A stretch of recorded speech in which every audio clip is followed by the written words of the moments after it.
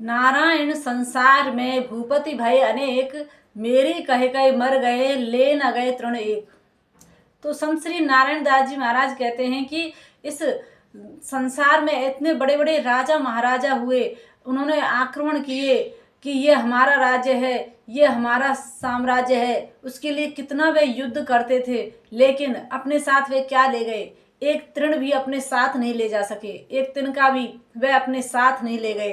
तो फिर हम किस गिनती में हैं? अरे छोटे मोटे राजा महाराजाओं की बात छोड़िए, रावण जैसा ज्ञानी पंडित और इतना बड़ा विद्वान, उसकी तो सोने की ही लंका थी, उसके पास क्या कमी थी, लेकिन वह भी साथ में क्या ले गया? जब तक वह प्रभु का नहीं हो गया तब तक वह खाली ही था। इसलिए प्रभु का जो भजन करते हैं और इस चक्कर में नहीं पड़ते कि ये मेरी है, पृथ्वी को अपना मान लेते हैं, इसके लिए झगड़ते हैं, लड़ते हैं, केस करते हैं, पता नहीं क्या क्या झगड़े इस धन माया के लिए होते हैं, लेकिन ये विचार नहीं करते कि ये हमारे साथ भी रहेगी नहीं, क्योंकि प्रभु की है तो प्रभु की ही रहेगी। अरे स्वयं प्रभु भी वराह रूप धारण करके ये बताते हैं, जब हिरण्याक्ष ने पृथ्वी को चुरा लिया था तो प्रभु ने जब वराह रूप धारण करके रसातल में गए थे, तो वहाँ से जब हिरण्याक्ष को मार करके उस पृथ्वी को लेकर आए हैं तो अपने दांतों पर धारण करके लाए हैं, उसको पकड़कर नहीं लाए। तो कहते हैं कि पृथ्वी को धारण करो, इसको पकड़ो मत, जिसने पकड़ा है वो मारा गया है। इसलिए पृथ्वी को या अपनी धन संपत्ति को इतना महत्व ना दें, प्रभु के भजन को महत्व दें, क्योंकि ये तो संसार की माया है, प्रभु ने हमें दिया है सब कुछ, पता नहीं कब इसे छीन ले तो ये तो सब यहीं रह जाता है, लेकिन हमारे साथ जाता है प्रभु का नाम। हम उसे तो कमाते नहीं और दिन रात बस धन के पीछे पड़े रहते हैं, ना अपना सुख देखते हैं, ना अपने बीवी बच्चों का ध्यान रखते हैं और ना ही अपने प्रभु का ध्यान रखते हैं।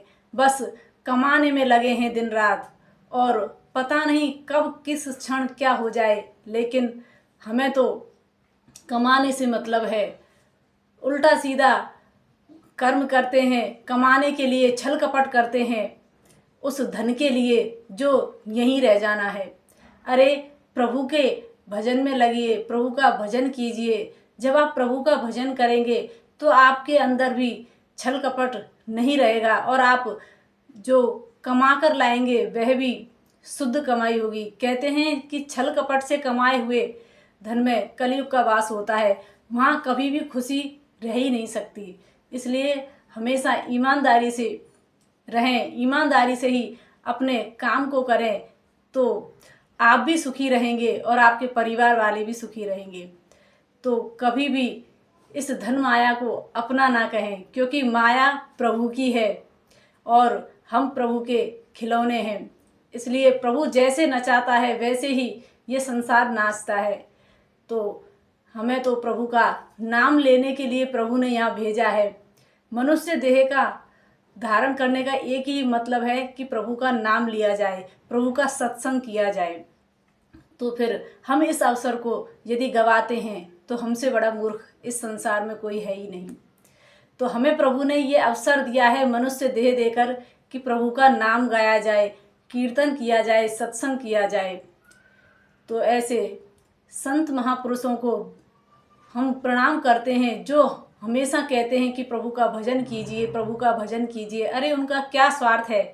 वे हमसे क्यों कहेंगे कि भजन कीजिए? वे तो कर ही रहे हैं, वे तो लगे ही हैं अपने प्रभु के नाम में, लेकिन हमसे इसलिए कहते हैं, वो जानते हैं कि प्रभु के नाम में क्या शक्ति है और प्रभु क्या है, भगवान का नाम क्या है और भगवान है क्या।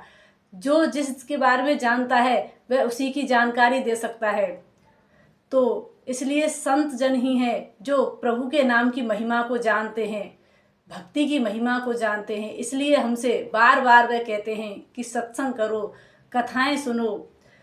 इससे क्या है, हमारा जो हृदय है वह शुद्ध होगा और जब हृदय शुद्ध हो जाएगा तो प्रभु की भक्ति स्वतः ही इसमें विराजित हो जाएगी। तो ऐसे ही प्रभु का नाम लेते रहिए, सत्संग करते रहिए और अपना कल्याण करते रहिए। जय श्री कृष्ण।